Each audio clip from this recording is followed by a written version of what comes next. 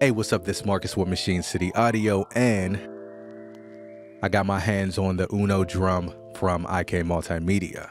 Just to let you know, they did send this to me, but this doesn't affect my review or what I have to say about it or my thoughts or anything. What you're getting is an honest review. So with that being said, let's dive into this video.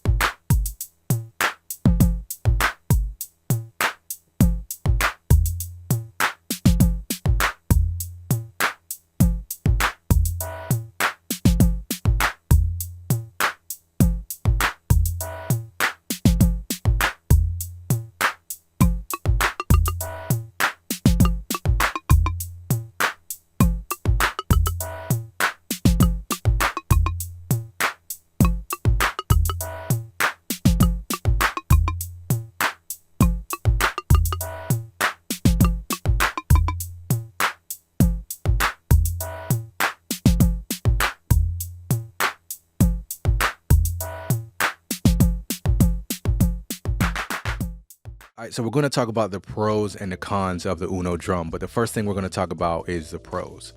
So one of the first pros and what I really like about this is the overall layout. I feel it has a good layout, a good workflow. I've never used this before, and by Monday night, I was able to put patterns together. I was able to do basic editing functions and really navigate my way around this. I love the simple layout that it has. It has a really nice layout to where everything is where it should be. You know, there's no menu diving. You know, you get instant results when you touch stuff, and I love using gear like that. The next thing I want to talk about is how compact it is, but it's also portable. Now, I love the small size of this. I can set it on my desk. It's not taking up a lot of real estate, and it fits just about anywhere in the studio. You can also use this on the go with some batteries if you choose to. It takes 4 AA batteries.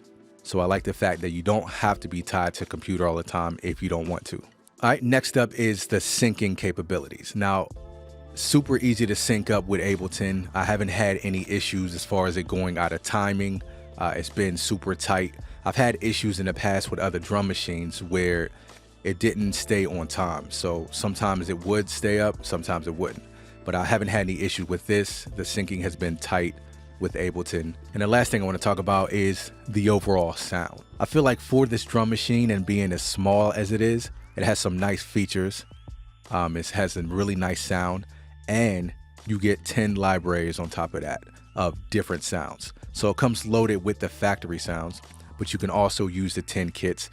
And I believe they added 2 more, so you actually get 12 kits. And the factory sounds, they sound good too. But I can guarantee that after a while, I would have got sick of just using the factory sounds, and now I can use this in more situations because they added all those drum libraries. Now, before I get into the cons, I want to talk about this happy mistake that happened. And this is why you should always experiment and try different things when you have gear or just when you're producing or whatever. Now, I was working on this beat for this video, and I accidentally had to swing all the way up to 70%, which I didn't even know at the time.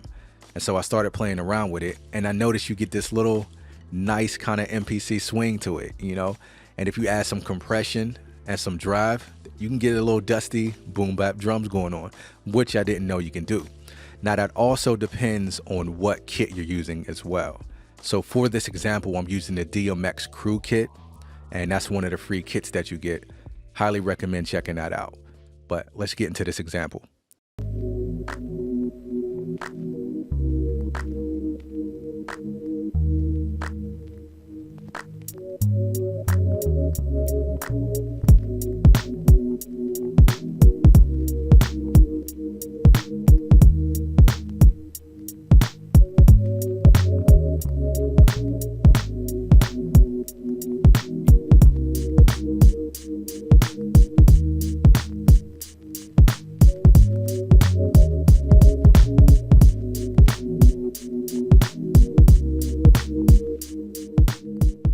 All right, so now the cons. As far as the cons go, my biggest con is the battery life. I gotta say, I'm truly disappointed in the battery life. I probably used this for about an hour out of the box with the batteries they sent, and it went dead. And I wasn't even really doing anything to like go crazy on it, to use all the battery up. It just, it has no battery life. They do say if you have more expensive batteries, it could probably last about 2.5 hours, if that. But I kind of wish that you can hook it up to like your computer and charge it. But when you start getting into things like that, you start talking about more money. And I'm sure this would have been a little more expensive than what they're charging for it now. The next con I gotta say for me, and it's really nothing to do with the performance, it's the actual cords. This MIDI cable that you get right here, I don't know if you can see this. Now, if you have something sitting next to you that you're syncing, I guess that's perfect, it will work. But as you can see, I got my Poly D off in the background, and this ain't reaching from my desk to the Poly D. I would either need to get an adapter or another cable. Now, I'm not a huge fan of the mini MIDI stuff, but it's not a deal breaker for me. The next up is the USB cable, super short cable. It's, if you have it on a laptop sitting next to your desk and you have these two sitting next to each other, then it's fine. But if you want to move it a little bit away from your computer, it's super short, so that's kind of a drawback. The last thing is that I thought was going to actually be a con turned out not to be one, and that is the pads. You don't have the typical drum pads where it's raised and you have like rubber padding, and things like that. These are touch pads. And I thought that, it wouldn't be as responsive and maybe wouldn't feel that nice, but it's actually pretty nice and it doesn't bother me.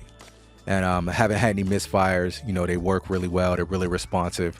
So that's a plus. All right, so that's pretty much all I got for you today. I highly recommend, if you have the Uno drum, definitely try messing around with the swing, the compression, and the drive. Check out that DMX crew kit. And yeah, that's it. All right, so I am Marcus with Machine City Audio. Peace, and until next time.